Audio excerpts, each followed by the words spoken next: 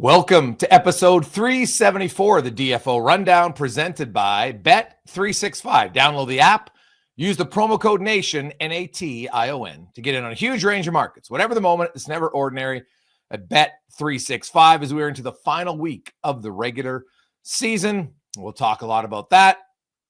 Today, of course, we are going to talk about some players who have just been added to teams here down the stretch. The playoff races pretty much solidified as far as who's going to get in. We've got some seeding races to be determined, but it looks like the West pretty much set. The Blues and the Wild, the Flames are going to need a miracle.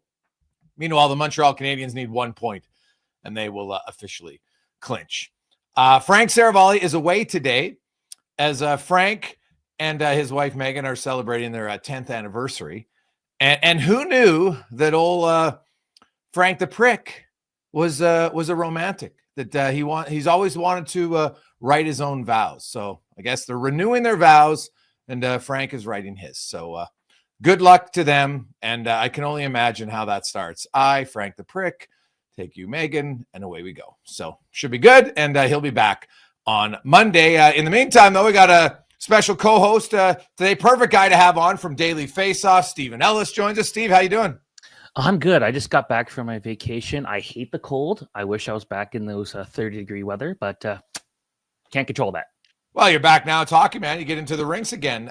For any of our listeners and viewers who don't know, Steve might be the guy who watches more, junior hockey, European pro hockey, scouting players for the upcoming draft, free agents. And so it's perfect time to get him on. Definitely the one guy who watches the most obscure hockey ever. I don't know if anybody watches more India and those type of games. What's your most obscure game that you've watched this year? I think I watched I was just in Haiti as part of a cruise, and before that I made sure to watch the Haiti ball hockey team play. So that's pretty obscure. This year it was definitely during the Super Bowl. Most people are watching that instead, and I was watching, I think it was Hong Kong versus Uzbekistan at the Asian Winter Games, and it was like a great game with like a bunch of fights and like 200-something penalty minutes. So I do remember that, actually. I saw the highlights. I didn't watch the game. So I can't believe you missed it, man. Yeah. Well, hey, we'll start with, I guess we'll start a little bit with the NHL playoff race, because it does tie in to a few of the teams and a few of the players that we want to talk about. But, we look at it last night, the Calgary Flames, they need a lot of help if they were going to get in anyway. They're leading 3-1 with 4 minutes left. They give up 2 goals in 8 seconds. And then the Ducks, Cutter Gauthier scores his second of the night in overtime.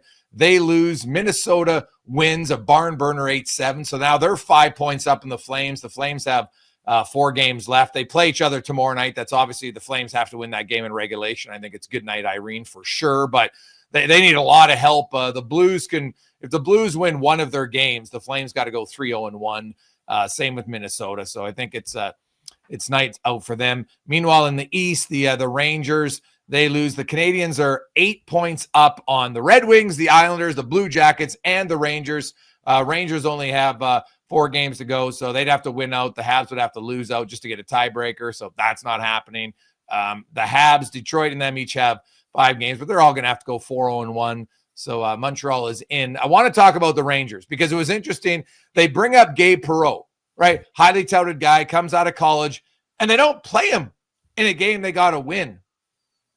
Yeah, and it's like, I get it. Like, on one hand, I don't want players to be rushed, and I'm okay with having players like when the Flyers sat Mitchkov early in the year and said, watch from above, see what happens. I get that. But when you're at game 78 of the year, like, you're looking at guys they're tired. No one's playing at their full 100% anymore. Put the guy who hasn't even played 50 games yet this year because of how the college schedule works in Gabe Perreault. And that's the thing. You look at how teams kind of utilize those guys that come out of college right away. Matthew Knies a couple of years ago in Toronto was a perfect example. Steps into Toronto's lineup, immediately plays a pretty big top 6 role because he was the most rested guy they had. He's young. Yeah. You put that together. Good performances. You also don't know what you don't know when you're going into the NHL. It's like, you're not, it's just like, I want to improve myself. I want to impress everybody. Like, I'm not worried about anybody. I'm not worried about a specific matchup. I just want to go play. That type of mentality is what you want from a young guy. So you've got this opportunity to use Gabe Perreault in a game like this. Yeah, he's been a bit quiet in those first few games, but you got to go out there and win. He's still creative. He could still he's still trying to learn that pace of the NHL, but I felt like he looked a lot better in his last game before they scratched him to sort of sit him against a team you should be able to beat in Philadelphia. Didn't make any sense. And then obviously you look at the score, there were some more issues other than goal scoring because they give up 8 goals. They scored 5 and they lost. So like that clearly wasn't the biggest issue, but I don't get burning a year of his ELC to then just sit him 3 games into his career. Well, that's the major part. I don't love the burn in the ELC anyway. I'm not even sure it's necessarily beneficial for the player sometimes. I know that, if everything goes right, then you get to your next contract sooner. But if you don't have a big impact right away, now you get to your next contract sooner. And guess what? You're not signing very much. So it can work. It's not always a guarantee benefit for the players. Now, a few other guys who that we've seen, you look at the Calgary Flames, and now not a college prospect, but one of their high draft picks, and Zayne Parekh, who is, I'm assuming once Calgary is officially out, or if they're officially out, then he would play. What's your expectations? Is this a guy who needs time in the AHL next season, or do you think he's ready for the NHL?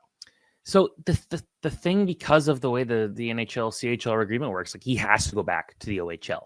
Yes. He put over 100 points this year. He has well over 60 goals the last 2 years. Like I don't remember watching a guy, like I kind of just started following the OHL really heavily when Ryan Ellis was putting up the numbers he was in the OHL, and he was dominant in the OHL. But when you look at Parekh, like even more so, and such a huge part of that Saginaw team that won the championship last year, it was like, in a perfect world, that NCAA ruling that would have allowed him to play college would have come earlier, and he wouldn't have signed his NHL entry-level contract, and he could have gone and played college next year against tougher competition, because like now it feels like they're going to maximize what he's capable of. They're probably going to have to shoehorn him into the NHL lineup next year, which I don't want him to do. I want him to go out there and just learn to make some smarter plays at both ends of the ice.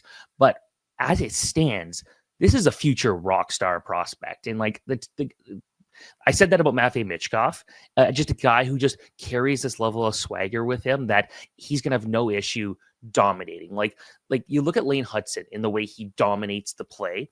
Zayne Parekh does it in different ways. He's more of a goal scorer. He loves to hit players. He's trying to take you off your game. He's just one tough, fill in your word of choice to play against. Like this is a guy that just wants to go out there and make an impact every single time. And you look at him not making Canada's World Junior team, and it's something I bring up a lot because it showed kind of how flawed the World Junior selection camp process was, where he was putting up some of the best numbers in the OHL. And actually at the time, he wasn't putting up the same rate of production that he did last year when he had over 30 goals and 90 points. But that second half, after that World Juniors, he just absolutely dominated the OHL. But it showed you that he could still be looking really good, be one of the most productive players in the OHL. But he had 2 not so great days at training camp, and he didn't make the team. And guess what? Canada really needed him in that tournament there, because he could hit guys, he could score, he could do those things that Canada was missing. So what's he going to do in the NHL? I'm excited because, again, just let him run free reign. Who cares if he makes mistakes? If you miss the playoffs, whatever, okay, you know what? Throw him out there, see what he could do. He's going to inject so much skill. He's got that just undeniable shot that, again, over 30 goals, 2 years in the OHL. Like, this is a guy who's going to change the way the Calgary Flames play at defense, and I'm very excited for that.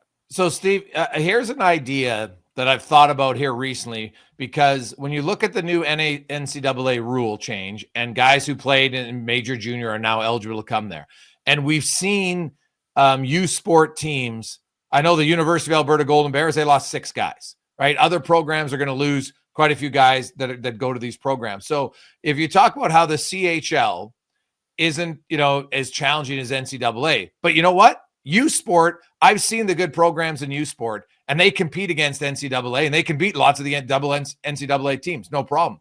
So I wonder, why wouldn't NHL teams think outside the box and make a deal? Because youth sport's going to be looking for players. Why not? If you've got a guy like Zayne Parekh, who is probably too good for a major, why don't you say, hey, kid, you can go to school, right? Figure out whatever you want to take in school while you're there. That's almost irrelevant if we're being bluntly honest here for these programs, and get them in, and he can play youth sport hockey. because U Sport hockey is better than C, because it's a lot of graduates of the CHL. I would think outside the box and start looking at that. And especially with these programs losing players, why not consider it?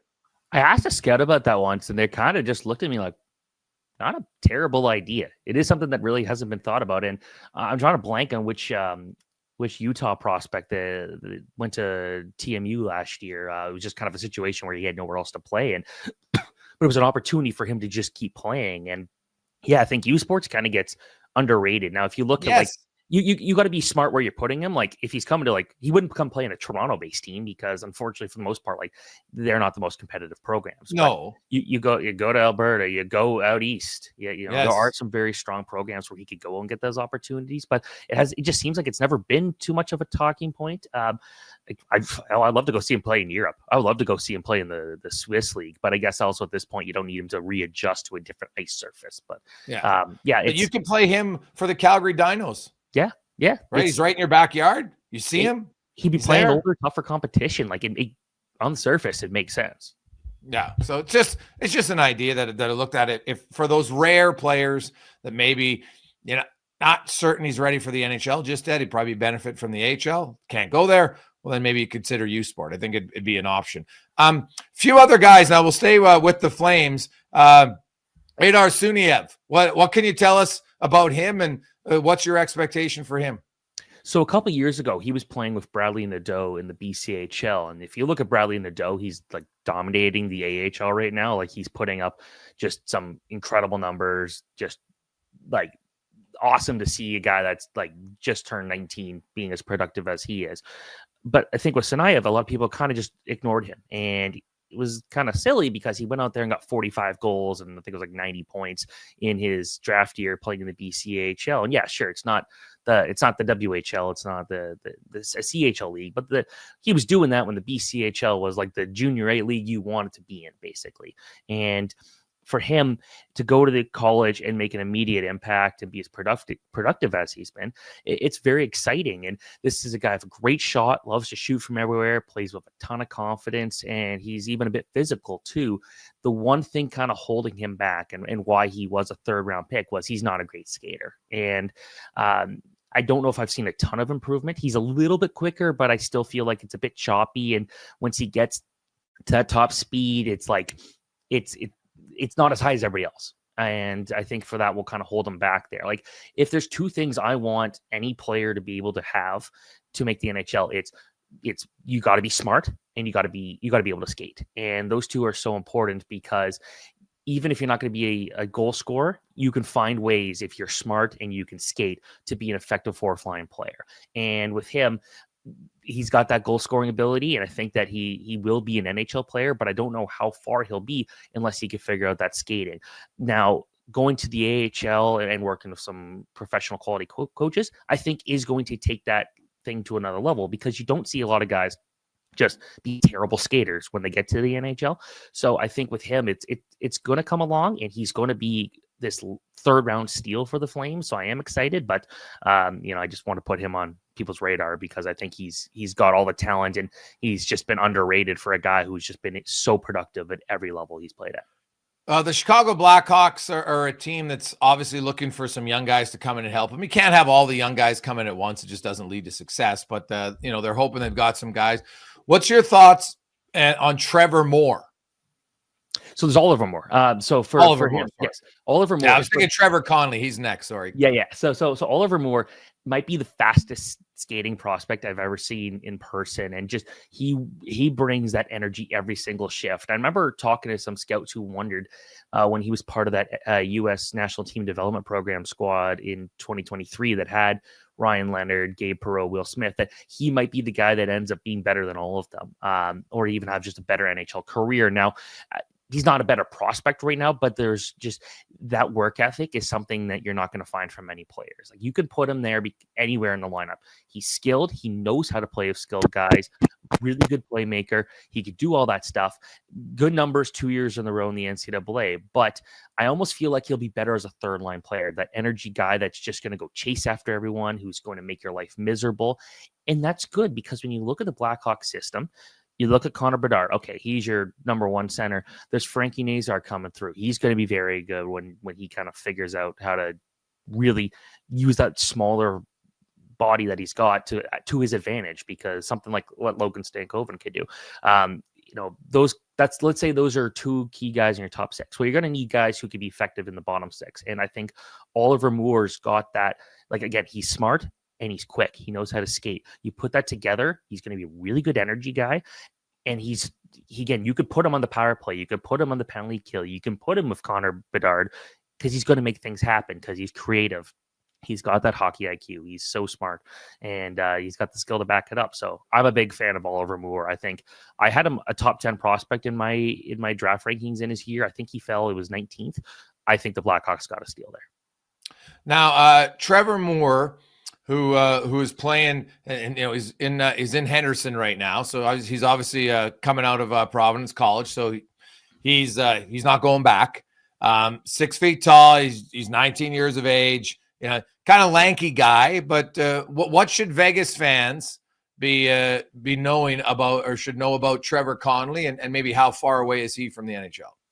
So Connolly, that's definitely the best prospect Vegas has, and he's the only first-round pick the team has never traded away for now. And I think that obviously you look at their history and that might change. But with Trevor Connolly is a guy I've watched really closely for a few years because he's been so dominant at every level, whether it be the USHL, whether it be the US, the Hlinka Gretzky team, where he had one of the best performances by any American player ever 2 years ago. Even at the U18 World Championship last year, if you don't know the story of what happened there, in the final game, he took a penalty, like a major penalty for hitting a guy from behind. And I think it was like Canada was trailing by 3 or 4 goals. Canada came back and won the game after Gavin McKenna had the best period of any hockey player I've ever watched in my life in person. Absolutely electric atmosphere. And so that was a dumb moment and an unfortunate moment for what had been a good tournament for him. But talking to a lot of scouts last year, he was a top 10 prospect, but there were a lot of off-ice issues that have been well documented about him. And unfortunately, that's why he kind of fell to where he had. But Vegas took a chance on him. Not an explosive, like if you look at those numbers this year in college, nothing crazy by any means, but you got to keep in mind that he was probably still the most productive player on Providence, a team that just didn't produce at all. They just didn't have a ton of skill, not a lot of guys driving the net, a lot of guys putting in pucks, and that's why the numbers aren't special, but he's a really good playmaker. He's really good in open ice, and I do think he's going to be a top 6 player that thrives on the power play. We'll see if Vegas trades him. The Minnesota Wild just got Kaprizov and Eriksson Ek back in their lineup last night. Played a huge factor. Obviously, Eriksson Ek getting 4 goals. Kaprizov scores the overtime winner. They have a highly touted prospect, number 12 overall last year in the draft. Defenseman Zeev Buium. I'm hearing lots about that. He's going to come out of the University of Denver. He's played there 2 seasons already. He's a late birthday, so he turns 20 next year. Could he make an impact in the playoffs for the Wild, or is that asking too much? I think so. It's again another situation here where you're talking about someone who hasn't even played 50 games, and if he wins the Frozen Four, that will be his 50th game of this season if you include the World Juniors and everything like that. And so he's going to be well rested compared to the guys that have been doing the grind all year long. But I think he could have stepped into the NHL immediately. There was never never a chance of that happening, but he had 50 points last year as a freshman. I felt like that got completely ignored, because when you look at what Lane Hudson did the year before, Lane Hudson was not as productive as Zeev Buium. And I know there was so much talk about how productive Lane Hudson was. With Buium, such a key part of that Denver championship in college last year, and they're starting the Frozen Four today, actually. So another opportunity for him to go out and win that. But I think he's smart. He's physically capable. He's really skilled. Like, if you ask a group of scouts who the best prospect in hockey is right now, most would probably say Ivan Demidov, but others will like Zeev Buium is a close number 2. He's the best defensive prospect for sure. Someone who fell in the draft, not partly because he was just never like this big guy. He was 6 foot, not strong, didn't use his physical abilities, but it felt like this year he's kind of grown into knowing how to be more difficult to play against along the boards. He's willing to drop a guy now, and we saw that at the World Juniors too. And really skilled, can play the power play, can play all situations. Like Buium is about as close to a franchise defenseman that we've seen in Minnesota since, honestly, I can't Brock even Faber? Is he going to be better than Faber? Okay, yeah, sorry, I forgot Brock Faber. Okay, he's about, I think he's better than Brock Faber. I think that the ceiling's higher there, but like having those two guys there, unbelievable. Is that because he's got a little bit more offense? I think he's more creative and he's tougher to take the puck off of. Like, this is someone who can rush the puck, not like Lane Hudson. I keep saying Lane Hudson because like that dude is the most elusive player I think I've ever seen with the puck, outside of maybe Cale Makar. But when it comes to the way Buium controls the puck, like he is very difficult to get the puck off of, and he always knows where he wants to put it. And you said the player, obviously there's a few more I want to get to. And Ivan Demidov, we know he's coming to Montreal. He's just waiting now to get his work visa so he can play. But I've seen the highlights, Steven. I know you've watched him way more than I have. Like, this guy is electric. And I don't love comparisons because sometimes people always make like the best case scenario comparison. And then people are disappointed when somebody doesn't reach that level. But what do you like best about his game? And who is his style similar to? Yeah, I absolutely can't stand doing comparisons, but I guess the closest one would probably be Kirill Kaprizov. And not because they're both Russian, but because they both just have this ability to just make things happen with the puck. And watching Demidov play, like, it was something 20 games this year. He played 10 minutes or fewer. He was a healthy scratch, I think, in 3 games. And his own coach said, like, hey, we're not going to play him in the playoffs this year. When he finished the regular season as the top scorer on his team, and it wasn't like it was a middle of nowhere, like who cares KHL team. Like, this is SKA St. Petersburg, like one of the biggest programs outside of the NHL. And like, you got Kuznetsov's on that team and Gregorenko. Like, there's a lot of guys who used to play in the NHL that were nowhere as productive as Demidov.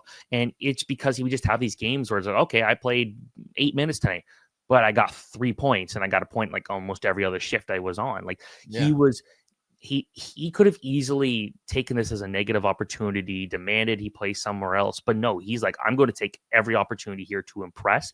He was just dominating most matchups. Like, for a while, it almost felt like they were playing him against just these terrible lines to just dominate those matchups. But in reality, he'd play against some of the top lines in the KHL and would come out on top. And he was almost always the best player on the ice at any given time. So much skill. I was saying last year, for sure, he was that number 2 prospect. Celebrini was the number 1. I think just a better, well-rounded player.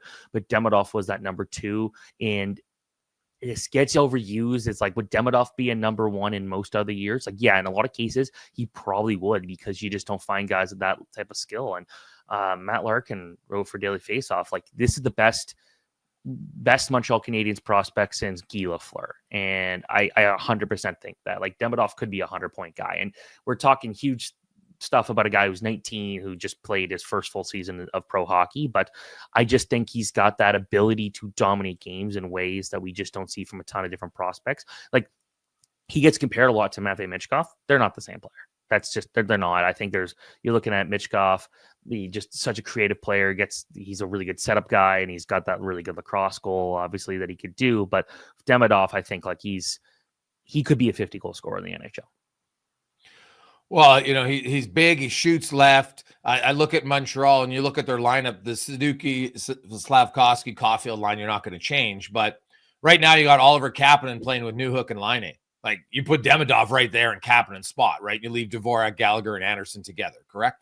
Yeah, like, they still need a true number 2 center. Like, Owen Beck's not going to be that. Michael Haig probably is that, but that's still But do you think they play him at center to start, or do you think they play him on the wing? I think they play him on wing, but like I was saying, like, they need a good center if they're going to make this like really dangerous. They got to get a guy who can go out there and do that 2-way game and let Demidov play the way he can.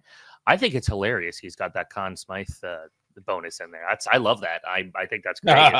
It's like, remember when Cole Caulfield came and joined the Canadiens in 21 and was one of Montreal's best players? Again, just that thing of coming from college, you don't know, just get thrown into the fire, and he played awesome. Montreal's hoping for that. Like, my bold prediction is that Montreal wins their first round series against, I'm assuming it's going to be Washington at this point. That's my bold prediction. And it's part of it is just Montreal's got nothing to lose, and they've been playing so much like we need to win every game hockey for so long, kind of like Florida a few years ago, that I would not want to bet against them. Now, another guy is Jimmy Snuggerud. Saw him last night with the St. Louis Blues. And I actually had a long chat with Colton Parekh in the press box. Parekh was getting very close to playing. Blues fans. He's hoping to get in that game maybe on Saturday, if not, definitely next Tuesday. So he feels that he'll be ready to go and help the team. So that'll be a big boost to the Blues. And with Holloway going down, not that Snuggerud's going to replace him by any stretch, play different positions. But what's your thoughts on Snuggerud? He's been talked about for a while, and what's your expectations for him coming to the show? I think that he's pretty underrated. And you look at was 2 years ago when he put up 50 points in Minnesota, and it was like, wow, that's like unbelievable, like great season. Then last year was a bit of a step down, but I think with context, like Minnesota just wasn't as powerful. He wasn't playing with Matthew Nyes and Logan Cooley anymore. Like he had to go out there and take control. This is the year he took control. He goes out there and sets a new personal record of over 50 points. And he's a really good leader, battles hard, very good defensively. Like there's a two-way game to him, which is what I really like. And for the Blues, like they've got a lot of really good pieces coming forward. And I think Dalibor Dvorsky is going to be that guy that's probably going to push them higher offensively. But with Snuggerud is going to be a guy who can go out there, work hard along the boards. He's got a good shot. I think he's got even better as a playmaker. Like that was something last year where watching him, he was just going for every shot he possibly could, and he wasn't going out there and utilizing his teammates. This year, it's like, okay, we're a little bit of a better team. Let me see if I can go out there and use every resource we have. And it felt like it made him a much smarter player as a result. So I think there's a top 6 player there for St. Louis. And it's like, I know right now with the Blues, like it's really exciting, this really good run, but you've got a lot of really good prospects coming up next year too, like that are going to be NHL ready, like Dvorsky and like Snuggerud. This might be a little bit more sustainable than first thought. Yeah, they've retooled on the fly. The Holloway and Broberg offer sheets have obviously panned out incredibly well for them. I think, they expected Broberg to play close to 20 minutes, which he's done, and he's been very solid. But, Dylan Holloway has absolutely exploded for the St. Louis Blues, got 63 points, 26 goals, and terrible timing for an injury for him with only 5 games left. And, they're hoping that maybe he'll be ready for the playoffs. But, that's a big one. Now, a few other ones. We've seen a few teams, the Edmonton Oilers, they signed Tomasek, the leading scorer in the Swedish Elite League. And it's not a hugely offensive league, but he still put up over 50 points in 40-some games. He's 29 years of age. You've watched those leagues for a long time. What do you think of that signing? And what are the chances? Like, he's an offensive player, right? Like, if he's going to go there, he's going to probably try to play in your top 6 role. Right? I think he's probably a 4th liner in the NHL. And part of that is it's like he puts up really good numbers in the SHL, but we've seen year after year, like that doesn't translate, especially it's one thing putting up 57 points in the Swedish league as, a 21-year-old, but he's 29. Like this is like, he's kind of at his peak of what he's going to be able to do. And it probably is going to go down from here. I think with him though, what really intrigues me is that he's really competitive. He's very difficult to play against. He hits hard. He's got that big body, very reliable defensively. Like this is a guy that you could probably, if you needed, like if Draisaitl gets hurt or McDavid gets hurt, like we've seen recently, like he could push himself up the lineup, but that's not really where he should be playing. Like I would love him as a 3rd or 4th line centerman who can go out there and be hard to play against, and is going to work hard defensively. Like he's got the traits that I think he could be a good NHLer, but I don't think don't expect much from a guy who's 29 and peaking at that point. Well, I was looking at a complimentary winger is kind of maybe what I see him as potentially. Yeah, like I prefer you 12 to 14 goals. I prefer him. Is that the ceiling? Like 15 goals would be a very good season for him. Yeah, that's why I said 12 to 14. Yeah, okay. So like 12. I like that. Yeah, like because I like him at center more because he's really just really good in the faceoff dot. But maybe that's something where you use him more in an offensive role faceoff than anything like that. But yeah, like I could see some power play potential, but like PP2 if you're missing some guys. And I spoke to Jason Dunham, who's a GM in the German top league, and and he talked about how their players aren't necessarily as top end as the Americans, Canadians at 17, 18, but they've really focused on developing their guys. And have you seen that come to fruition? We see Szymanski signed, big body, can really skate. And, he's 22. He signed a 2-way deal. He's probably going to start in the American League, most likely. But, Should we start watching Germany more? As we see, they've obviously got some top-end guys, Draisaitl, Seider, Stützle, Peterka, those type of guys. But are they starting to develop more? And is that an area the team should be looking at, guys more 22, 23, 24? Yeah, like that's a thing. When it comes to these European signings, it's like you are looking for depth. Like you're looking for these guys who you're not having to hide in the AHL for a few years before they're ready to go. Like they're essentially ready to go. And Germany is a program that has been on the rise. You look at what they've done at the Olympics and the World Championships the last couple of years, that there's been a lot of exciting things. And actually their U16 program right now is pretty solid. Like they're going to have some pretty good young German kids coming up in the system. So it is a good time to kind of pay attention to that, because it feels like, in a sense, especially since the war with Russia began, that a lot of the best German players are just choosing to stay home and not go, play in the Czech league, not go play in the KHL. Like they're willing to stay home and try to make that a more competitive, dangerous league. And that's actually been a really big positive for it. The quality's been better. It's been some good goaltending too. And when you look at Szymanski, like this is someone who I watched him play junior A hockey with the Brantford 99ers like 6-7 years ago. And it didn't feel like he was quick enough. He wasn't smart enough. He was out of just did not look like he was as engaged as he needed to be, outside of just being like a pretty solid physical player. But this year in particular looked like he was playing with so much more confidence and really just taking advantage of his improved speed and the ability to go out there and make plays in open ice. Like it felt like there'd be times he'd get the puck, he would come and skate, and he would just kind of wait for his teammate to try and make a pass. And by that point, the other team's caught up, the play's dead. This time he was trying to take control. He was getting himself to the net. He was trying to make sure that he was dangerous everywhere he went. And like you see, going up from like 40 points in the German league is impressive, because these leagues, they play in bigger ice. Goal scoring is not as easy to come by. Yeah. So when you go and put up 40 points in 52 games, like that's pretty solid by that level. Like that's like, you will be a good AHL player. Let's see if you could take that up to another level. So I'm still thinking more of an AHL guy, but he's got that size at 6'3". He could play the center. He could play the wing. That I think he should be able to figure this out. Any other prospects recently that have signed, college guys, Euro guys, that intrigue you? I'm excited to see what Jacob Fowler could do in Montreal. I think that's going to be really fun if he can become that number one. Carson Dorwat, Philadelphia just signed him. He was one of my favorite college free agents, just a guy that just battles hard and has got that two-way ability there. And I think coming back from my vacation and seeing something like 20-something players sign out of college in the 1 week I was gone, I'm like, wow, I picked a terrible week to leave, apparently. Let's bring in Tyler Yaremchuk for edition of Buy or Sell. Ty, how you doing? I'm doing good, boys. Ready to go. New edition of Buy or Sell, brought to you by our friends over at Bet365. I got 4 questions for you guys today, and we will start with one on a couple of teams who were officially eliminated over the last week: the Utah Hockey Club or the Buffalo Sabres. And listen, this takes a little bit of projecting and maybe guessing what they could do this summer. But if you had to buy on one of those teams going into next season, which one would you buy on improving more, Greggs?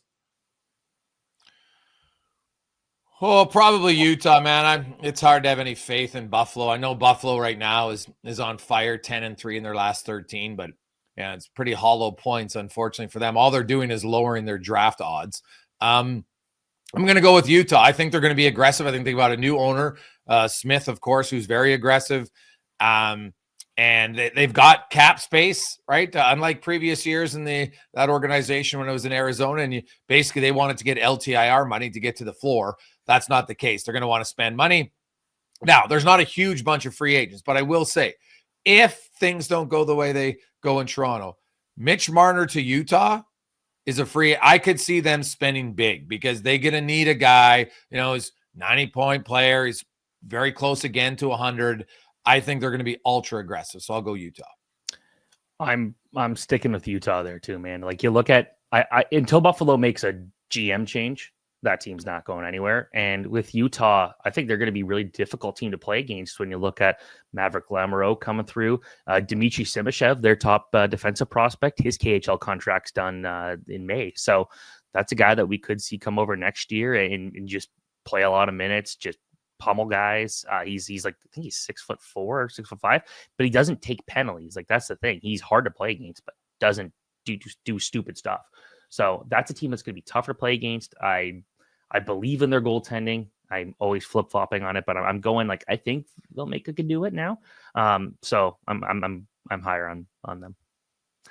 This one, the Calder Trophy race is really interesting. I mean, Lane Hutson's just far and away the odds-on favorite now, but I like this group because it's a forward, a defenseman, and a goalie. So let me ask you guys, as you project out the careers for Dustin Wolf, Macklin Celebrini, and Lane Hutson, which one of these three situations or awards would you buy on?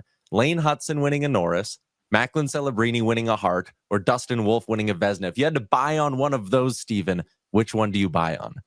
I'm going Dustin Wolf for Vezina, and I think it's just he's going to be so valuable for Calgary, but also with how crazy goaltending can be year to year, like you're not going to go out there and easily beat Cale Makar and Quinn Hughes and Roman Josi and Adam Fox and Miro Heiskanen and Brock Faber, and there's Zeev Buium. I'm like, there's going to be a lot of guys he's going to compete with, but he's going to be in the running every year. I think Dustin Wolf's definitely the guy I'd be picking. It's a really good question. You look at McDavid and McKinnon and Kucherov and the Rays, you're like, well, they can't win the Hart forever, and Draisaitl. So, at some point somebody's going to come in. And if I really like Celebrini a lot. This is going to be a while for him to win. I'm talking maybe 5-6 years from now. The Sharks obviously got to be a better team, and they got lots to work on. Lane Hutson's super dynamic.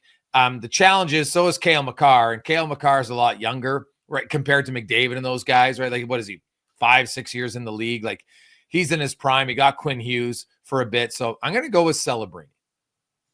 All right.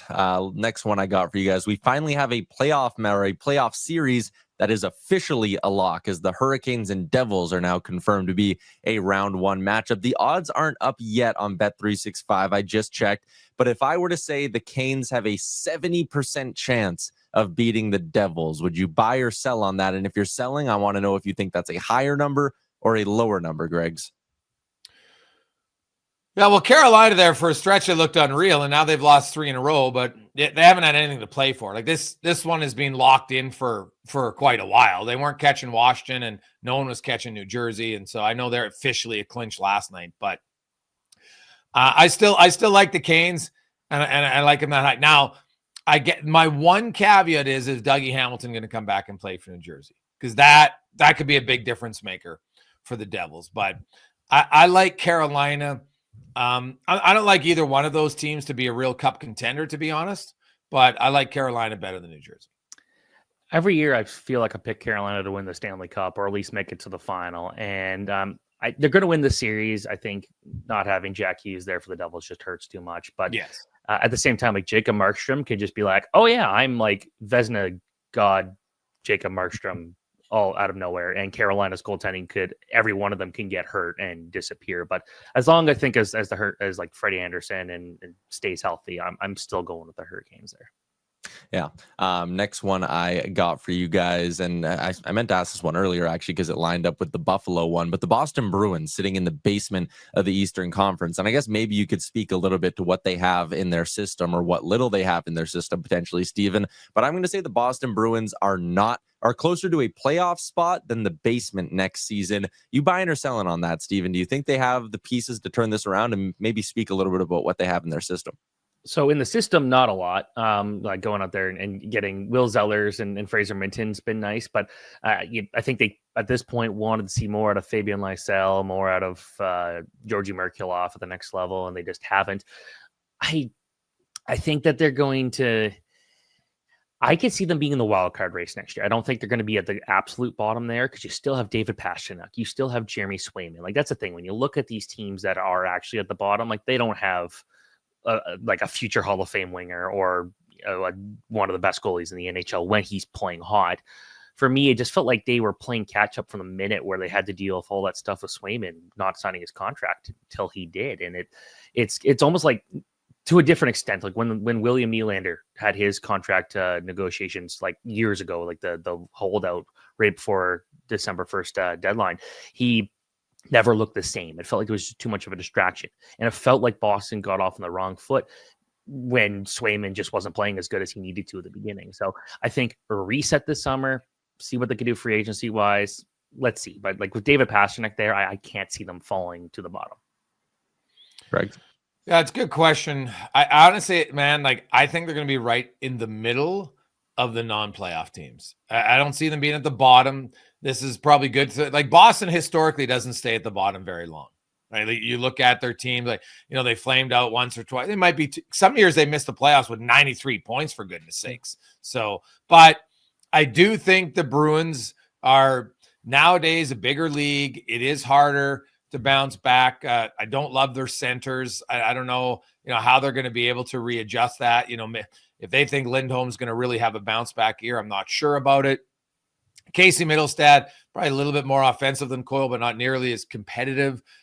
He's got to get in better shape. Let's just call a spade here for Middlestad. So I'm going to say the Bruins are right in that mushy middle. I think they'll be, if you look, they'll be kind of where the Rangers are this year.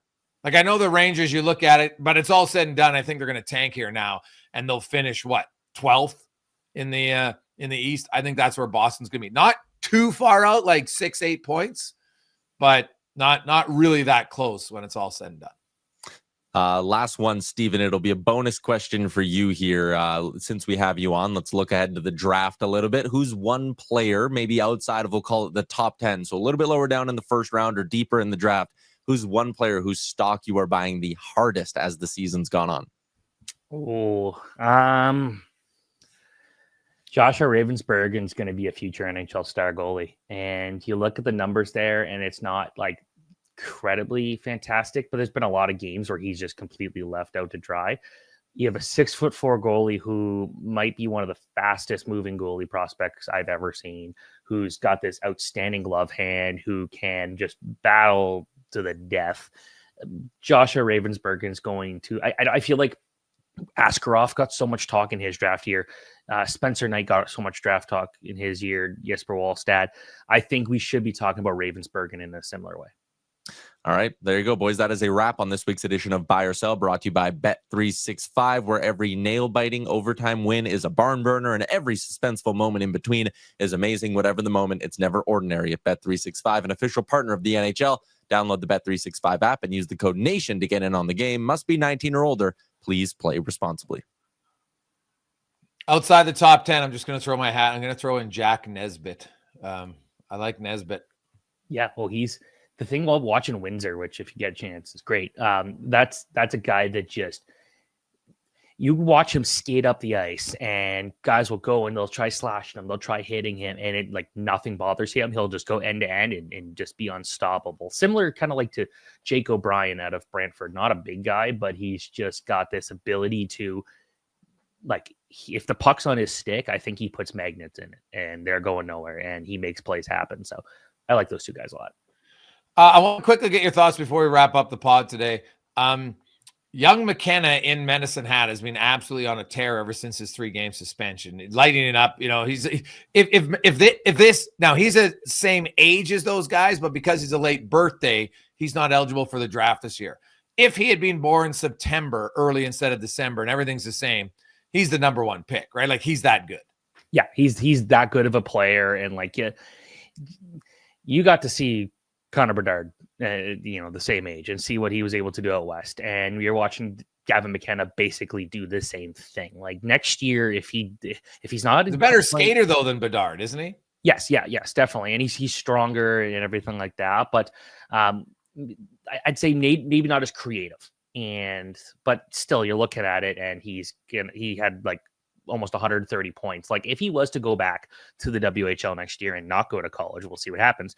Like, he could put up 100 assists. Like, it's remarkable just how dominant he is in Medicine Hat, a team that was missing Caden Lidstrom, like their number 1 center the entire season. So gotta love what he's doing. Yeah, no, he's a dynamic player. I think the WHL is going to work really hard to keep him there. I know there's been lots of schools that have been talking to him, and the latest news is he might be staying. So, but nobody really 100% knows. But I think that'd be big. I think the CHL is going to realize they're going to want to try to keep those type of guys, and what can they do to augment that? We shall see. Thanks for filling in, Steve, for Frankie. We really appreciate it. And we'll see what the writer does in his writing his own vows, renewing his vows. That's fantastic. Who knew that Frank was such a romantic? So hope him and Megan are having a great 10-year anniversary. That's the rundown brought to you by Bet365. We'll come back on after the weekend. Probably a better chance of knowing some of the matchups. There's a lot that are pointing to what we think is going to happen. Washington and Montreal are trending, although the Senators are only 3 points up on the Habs, so there's still a chance there. Huge win by Toronto last night. They're 3 up on Tampa Bay, and they're closing. It could be them and the Senators. I think a lot of us are hoping that a rivalry, which then that means Florida plays Tampa, which would be outstanding. In the West, the Jets, all they got to do is go 500, and they will wrap up first place, and then they're gonna. Now the Blues and the Wild actually are in a little bit of the driver's seat now, and they play 3 teams not in the playoffs. There's that huge game against Calgary tomorrow. It's a must-win in regulation for the Flames. Like, when you think of losses, what an absolutely kick in the junk loss last night for the Flames. You're up 3-1, 4 minutes to go. You give up 2 goals in 8 seconds.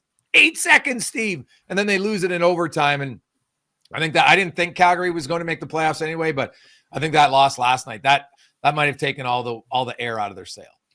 And you look at their last 10 games of the season, and unfortunately, they've given up a lot of points. Like, they haven't lost a ton of games in regulation, but they've lost a lot of games in overtime and shootout, and that could come to hurt them in the end. Oh, no question. So we'll get a better picture probably by Monday. Thanks again. That's the rundown. We'll talk to you on Monday, presented by Bet365. What's up, hockey fans? If you enjoyed that video, then you need to be hitting the subscribe button right here at Daily Faceoff. Exclusive interviews and analysis from our hockey insider Frank Seravalli, fantasy updates from Brock Sagan, and a daily live show at noon Eastern, Monday through Friday. You don't want to miss any of the fantastic content, so hit that subscribe button.